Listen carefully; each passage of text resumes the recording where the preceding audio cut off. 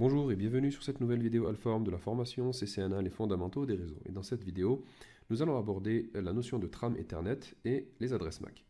Alors le plan, dans un premier temps, on va décrire la structure d'une trame Ethernet, on va ensuite décrire la structure d'une adresse MAC, et enfin, on va décrire les types de communication que l'on a dans un réseau local, à savoir la communication unicast, la communication multicast et la communication broadcast. Alors, une trame Ethernet, à quoi ça ressemble? Eh bien, ça ressemble à ça. Souvenez-vous, on avait parlé du fait que une donnée applicative, elle passe par différentes couches du modèle TCP/IP et arrivée à la couche, la couche 2, eh bien, elle va être encapsulée dans une trame Ethernet. Donc, par exemple, on a un paquet IP qui va passer à la couche inférieure, qui est la couche 2, elle va être encapsulée dans une trame Ethernet. Eh bien, une trame Ethernet, ça ressemble à ça. Et c'est très très important de connaître la structure d'une trame Ethernet, elle n'est pas très compliquée. Ce qu'il faut savoir, c'est qu'il y a le premier élément, le premier champ d'une trame Ethernet, c'est l'adresse MAC destination. Donc à qui est destinée cette trame-là, qui a une taille de 6 octets. Donc 6 octets, 6 x 8, 48 bits. 48 bits. D'accord. L'adresse MAC source, c'est-à-dire qui a envoyé la trame, pareil, 6 octets et 48 bits. D'accord. Très bien. Donc on a ces deux premiers champs, donc ça permet à l'équipement, au terminal qui reçoit la trame, tout de suite en regardant l'adresse MAC destination, de savoir est-ce que cette trame-là lui est destinée ou non. D'accord. Et c'est ensuite de savoir d'où vient cette trame-là, qui est celui qui veut me parler. Ensuite, le troisième champ, c'est le champ type. Alors, le champ type, c'est le champ qui va nous permettre de savoir quel est le type de données que l'on a à l'intérieur de la trame. Rappelez-vous que la trame Ethernet, elle peut encapsuler de l'IPv4, elle peut encapsuler de l'IPv6, elle peut encapsuler des paquets ARP, bon, on en reparlera un peu plus en détail, mais la trame Ethernet, elle encapsule ce que la couche 3 lui envoie, tout simplement. D'accord ? Et donc, lorsque un terminal reçoit une trame Ethernet et qu'elle lui est destinée, parce que l'adresse MAC destination lui correspond, eh bien, il va falloir qu'il désencapsule tout ça et qu'il envoie ça à la couche 3. Mais quelle couche 3? Parce que dans un même équipement, dans un même terminal, on peut avoir plusieurs couches 3 qui sont implémentées. On peut avoir de l'IPv4, on peut avoir de l'IPv6 et ainsi de suite. Donc pour savoir à qui il doit envoyer les données désencapsulées, eh bien, il regarde dans le champ type, et il y a un code ici. Chaque protocole de couche 3, il a son propre code. Par exemple, IPv4, son code c'est 0800, IPv6 c'est 86DD, ARP c'est 0806 et ainsi de suite. D'accord. Donc chaque protocole de couche supérieure a son propre code et ça permet à la destination de savoir, lorsqu'il va désencapsuler, à qui il doit envoyer les données en question. Donc les données ici, comme on a dit, ça peut être de l'IPv4, ça peut être un paquet IPv6, ça peut être un paquet ARP, ça peut être un paquet STP, donc Spanning Tree Protocol, et ainsi de suite. Donc il y a plein de protocoles qui sont encapsulés par de l'Ethernet. La taille maximale des données, c'est 1500 octets, et la taille minimale, c'est 46 octets. Alors pourquoi 46 octets? Parce que 46 plus 6 plus 6 plus 2 plus 4, ça fait 64 octets. Et 64 octets, dans la technologie Ethernet, c'est la taille minimale d'une trame pour que le protocole CSMA/CD puisse fonctionner. D'accord. Donc vous vous rappelez le protocole CSMA/CD qui permettait de détecter les collisions. On avait dit qu'un terminal, il écoute, lorsqu'il envoie une trame, il écoute le média pendant un certain temps. Eh bien, il l'écoute pendant 64 octets pour savoir s'il y a une collision. Très bien. Donc ensuite, à la fin, qu'est-ce qu'on a dans une trame Ethernet? Eh bien, on a ce qu'on appelle le FCS, qui est le Frame Check Sequence. Alors ça, c'est utilisé pour vérifier que les données n'ont pas été corrompues en chemin. Donc le terminal qui crée la trame Ethernet, il va créer tout ça, d'accord, il va remplir tous les champs, et ensuite il va prendre tous ces champs-là, il va les faire passer dans une fonction, une moulinette, d'accord, qu'on appelle une fonction CRC, Cyclic Redundancy Check, et ça va donner une valeur, d'accord. Cette valeur-là, elle va être mise ici. La trame va être envoyée, elle va être reçue par la destination, et la destination, avant de faire quoi que ce soit, elle va prendre toutes ces données-là, les faire passer par la même fonction mathématique CRC, et qui va lui donner une valeur. Elle va comparer les deux valeurs, d'accord, les valeurs qu'elle a trouvées, elle, et la valeur qu'elle a reçue. Si ce sont les deux mêmes valeurs, ça veut dire que la trame n'a pas été modifiée sur le chemin. S'il y a eu de la corruption de trame sur le chemin, pour des raisons physiques ou autres, eh bien, la trame est corrompue, par conséquent, elle va être ignorée. Donc voilà les différents champs qu'il est important de connaître dans cet ordre-là: MAC destination, MAC source, type, données et FCS. Alors on va parler maintenant de la structure d'une adresse MAC. Alors, comme on l'a vu tout à l'heure dans une trame Ethernet, on a une adresse MAC destination, une adresse MAC source. Ce sont des adresses qu'on appelle des adresses physiques. Elles sont gravées sur les cartes réseau de nos équipements et elles sont utilisées dans les réseaux locaux pour savoir qui envoie la donnée et qui la reçoit. Ce sont des adresses d'une taille de 48 bits et elle est écrite sous forme hexadécimale. Donc ça donne ça. Donc ça c'est une adresse MAC, c'est l'adresse MAC d'une de mes cartes réseau. Et les 48 bits en fait ils sont divisés en groupes de 4 bits et chaque groupe de 4 bits représente une valeur hexadécimale. Donc là on a 4 bits, 4 bits, 4 bits, 4 bits et ainsi de suite. Donc ça fait 4 fois, on a 16 valeurs hexadécimales, ici 12 valeurs hexadécimales pardon, donc ça fait 12 fois 4, ça fait bien 48. Très bien. Alors, cette adresse MAC là, elle est divisée en deux grandes parties. Donc il y a 48 bits en tout, mais les 24 premiers bits, c'est ce qu'on appelle l'OUI, donc Organizationally Unique Identifier, un identifiant unique d'organisation.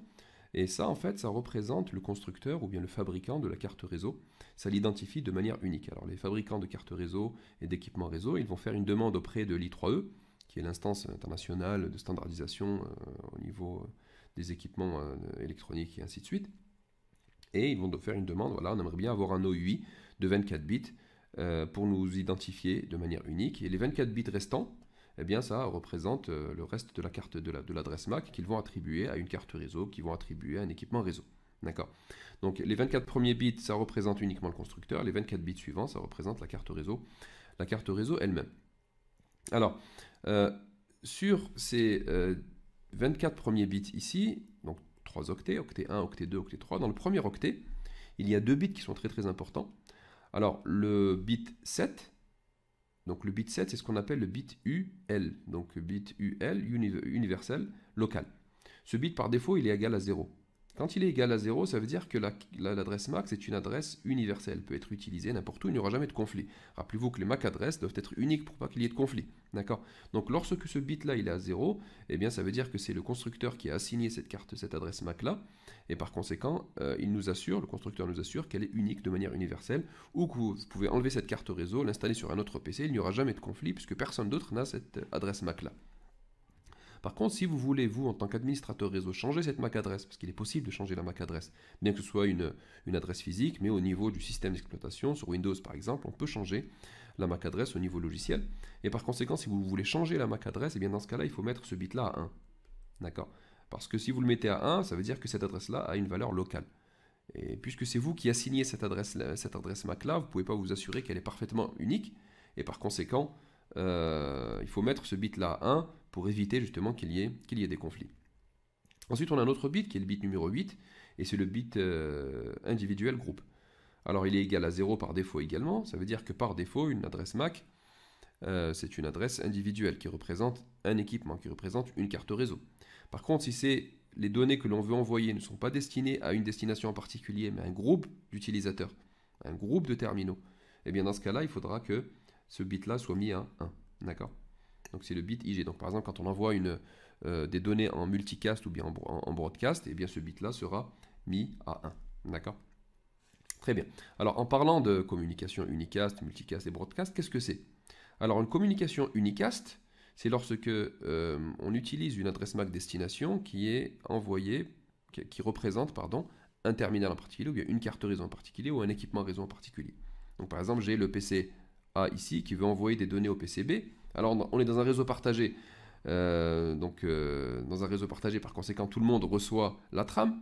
Donc l'imprimante ici elle va le recevoir, le laptop il va le recevoir, le PC ici il va le recevoir, mais ils vont regarder l'adresse MAC destination, ils vont se rendre compte que ça ne leur correspond pas, ce n'est pas leur adresse MAC, et par conséquent ils vont ignorer la trame, ils ne vont pas la traiter.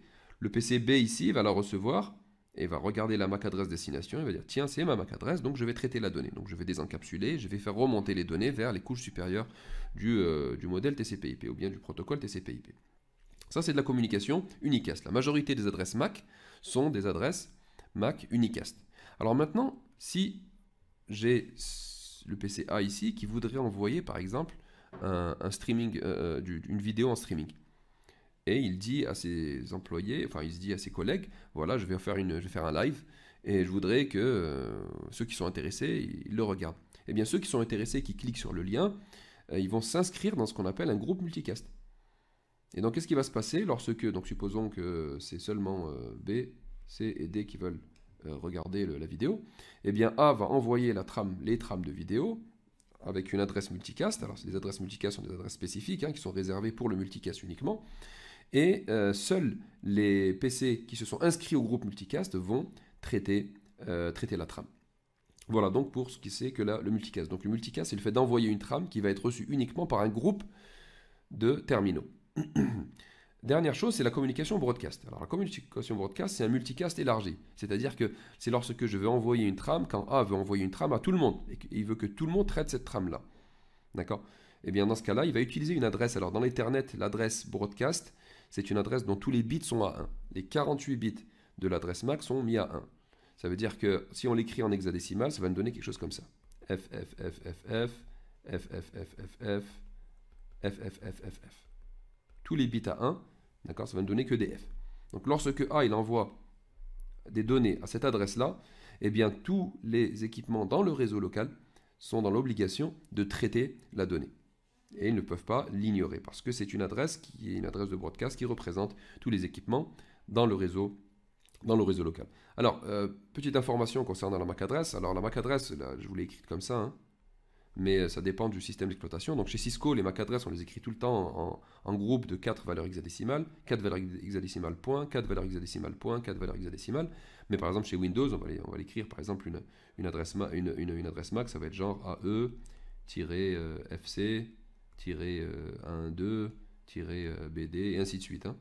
Chez Linux, ça va être AE, 2.FC, 2.12, 2.BD. Donc la façon dont la MAC adresse est écrite n'est pas importante. L'important, c'est qu'il y ait 48 bits écrits sous forme hexadécimale.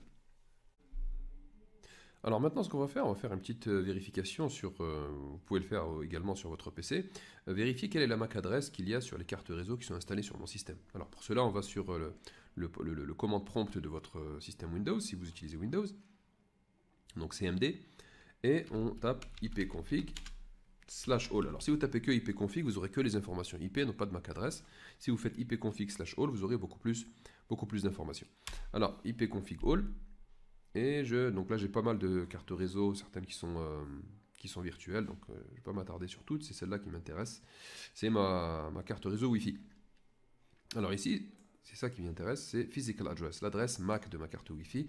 Et donc, on voit bien l'écriture hexadécimale ici, donc les 48 bits écrits en hexadécimal qui spécifie l'adresse MAC de ma carte Wi-Fi. Alors, ce que je vais faire, je vais lancer Wireshark, donc si vous pouvez le faire également, vous lancez Wireshark, vous rappelez le logiciel qui permet de sniffer les trames et de sniffer le contenu de ce qui est envoyé sur le réseau. Donc il est là, vous choisissez votre réseau Wi-Fi, vous double-cliquez dessus et là, il va capturer tout ce qui est transmis dans mon réseau. D'accord. Donc moi, ce que je vais faire un ping où je vais pinguer juste le routeur chez moi. Donc ping 192, je sais quelle est l'adresse IP de mon routeur, c'est 192.168.1.1.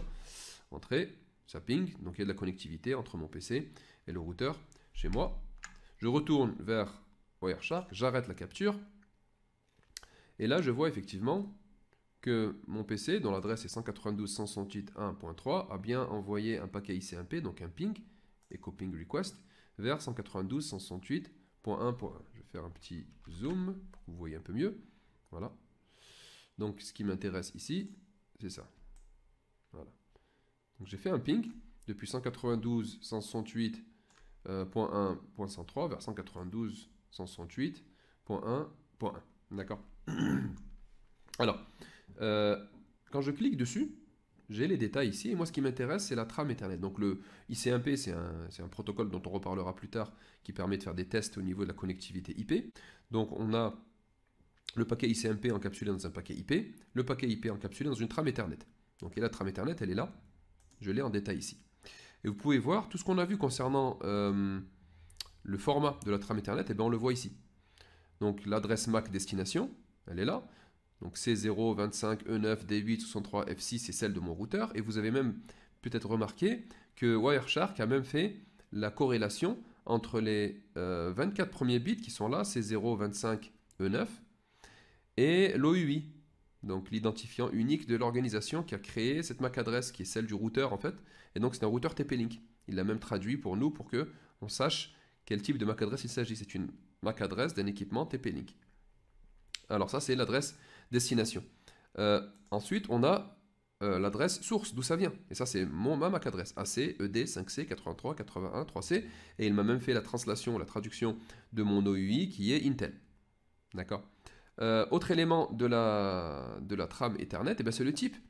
Comme s'il encapsule un paquet IPv4, le code c'est 0800 comme on en avait parlé. Alors maintenant, on peut voir d'autres types de trames. Par exemple, j'en ai une trame ici, celle-ci. C'est mon routeur 192.168.1.1 qui a envoyé, regardez, ça c'est une adresse broadcast IP. Donc si je clique dessus, hop, j'ai cliqué dessus, et je vais sur la trame Ethernet, regardez l'adresse destination. L'adresse destination, c'est que des F. C'est-à-dire c'est que mon routeur là, donc je vais étendre un peu, mon routeur, il veut parler à tous les PC chez moi, à tous les équipements chez moi. Donc il envoie une requête vers l'adresse FFFF qui correspond à l'adresse broadcast Ethernet.